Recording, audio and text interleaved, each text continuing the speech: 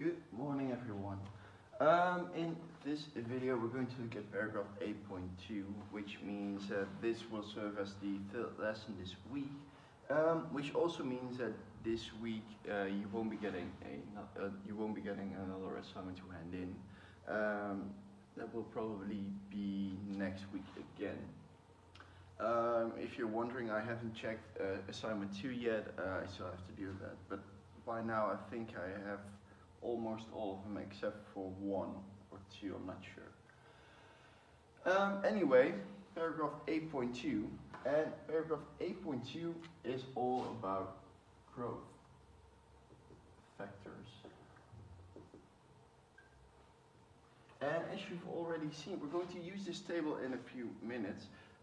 Growth factors are part of a formula which you saw in the previous video. N equals b times g to the power of t. And this formula, this was basically a formula for a exponential type of question. So in this case, this was your starting amount.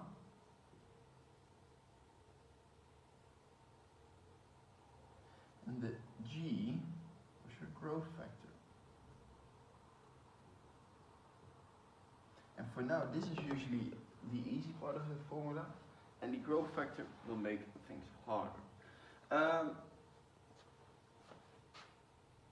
In this table, we're going to look at the growth factor in relation to percentages, because a lot of the time, change is represented as a percentage. And then you have to basically make sure that you can convert a growth factor into a percentage and vice versa.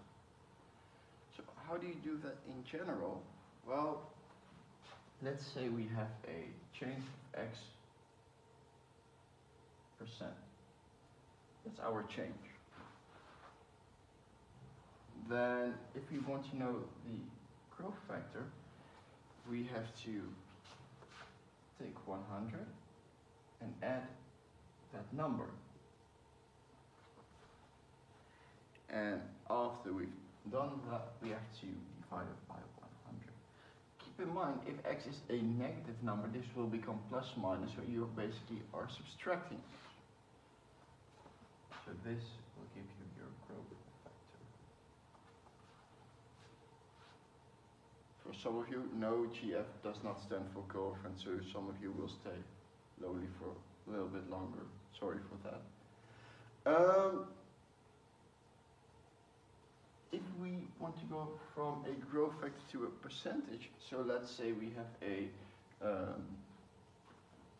growth factor of, I'll do that later. Let's start over here. If we have a change in percentage of plus 23%, then an amount increases from 100 to 123%.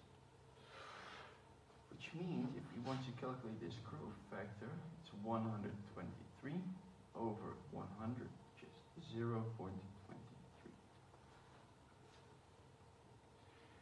This one looks a lot like that one. And I actually put it here on purpose because a lot of people write down that the growth factor of plus 2.3% is also 1.23. Keep in mind, if we add 2.3% to 100, we have 102.3, and if we divide that by 100, we will get 1.02. There's an extra 0. Maybe you should pause the video and try to do these two for yourself by now. Well, I'll take a sip of coffee. If you've done these, it's 107 over 100, which gives you 1.071. This one, 1.0071. Okay. Now we have a negative growth change, which means something decreases with 23%. 100 plus minus 23 is 77. So the growth factor is 77 over 100, which is 0.77. Same thing for the next one. It's not 0.077, but if you subtract 2.3%, you're left with 97.7%. Divided by 100 gives you 0.977%. Okay, let's go to the next one. 1.08 is our growth factor. So how can we convert a growth factor of 0.8 into a percentage? Well, think about what we just did before. First we added 100 plus the change, and then we divided by 100. That gave us the growth factor. If we want to undo that, basically, first we're going to multiply with 100. Then we can see which number we added to 100. So let's start with 1.08. Going to multiply this with 100, which is 108%. So we started with 100, then we added something, x, and we got 108. So what did I add? Drop off 8%. So this is a growth of 8%.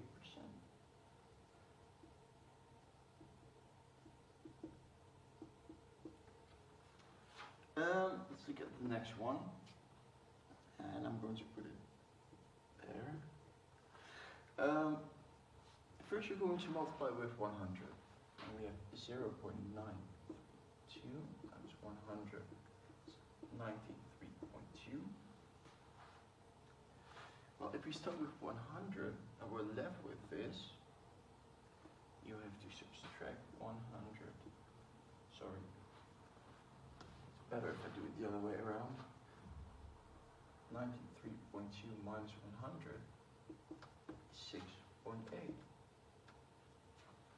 Minus 6. Excuse me. This means we have a decrease of 6.8%. Okay.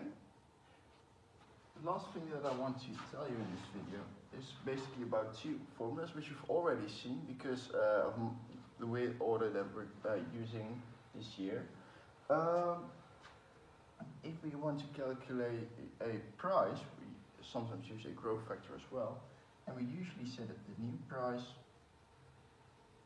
is the old price times the growth factor.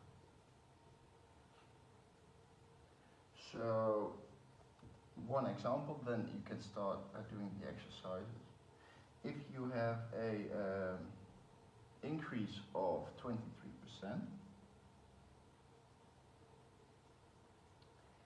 and something is, for example, 400 euros now, and we want to calculate the new price, that's the old price, 400 times the growth factor for 23% is 1.23,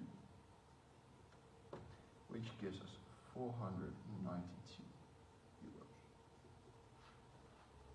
So this is how you will use this formula in the homework as well. But I don't want to discuss this too much because you've already seen it before.